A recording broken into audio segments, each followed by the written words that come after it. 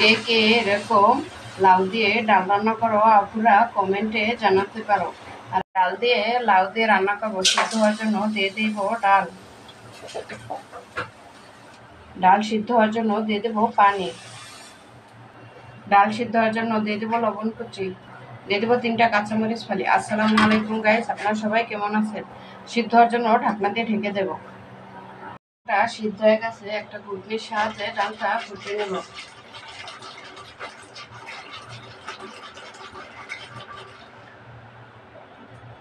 ডাল রান্নার জন্য দিয়ে দেবো ঝোল, আর একটুখানি দেবো লাউ, সিদ্ধ হওয়া লাগবে তো। লাউগুলো এরকম চ্যাপটা চ্যাপটা করে একটু মোটা মোটা করে কাইটে নিছি। দিয়ে দেবো লবণ কুচি, সামান্য হলুদের গুঁড়া। লাউটা একটা ঢাকনা দিয়ে ঢেকে দেব, ডালটা একটা ঢাকনা দিয়ে ঢেকে দেব। যখন বলকে আসবে তখন লাউ দেব।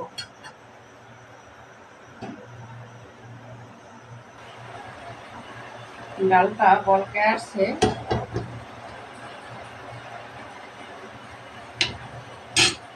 দিয়ে দেব লাউ।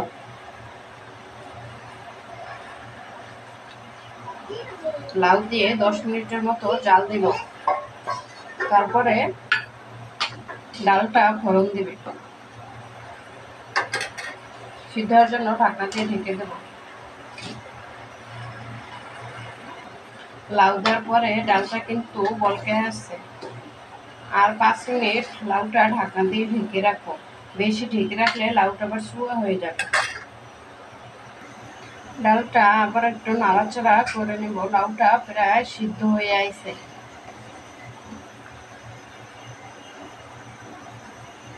ডাল জাল দেওয়া হয়ে গেছে, লাউটাও সিদ্ধ হয়ে গেছে। এখন ফোড়ন দিয়ে নেব। ডাল ফোড়ন দেওয়ার জন্য দিয়ে দেব তেল, দিয়ে দেব পেঁয়াজ কুচি আর রসুন কুচি। পেঁয়াজ রসুন ভালোভাবে ভেজে নেব। ডাল রান্না করলে ফোড়নটা ভালোভাবে ভেজে নিতে হয়। দিয়ে দেবো একটুখানি লবণ কুচি, তাহলে পেঁয়াজ রসুনটা তাড়াতাড়ি ভাজা হয়ে যাবে।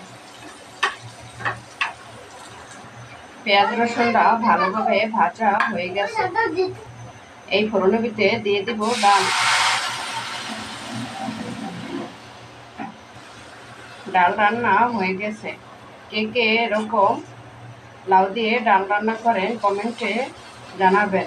আমার ভিডিওটি যদি ভালো লেগে থাকে, ডাল রান্নাটা যদি ভালো লেগে থাকে, তাহলে শেয়ার করে দিবেন।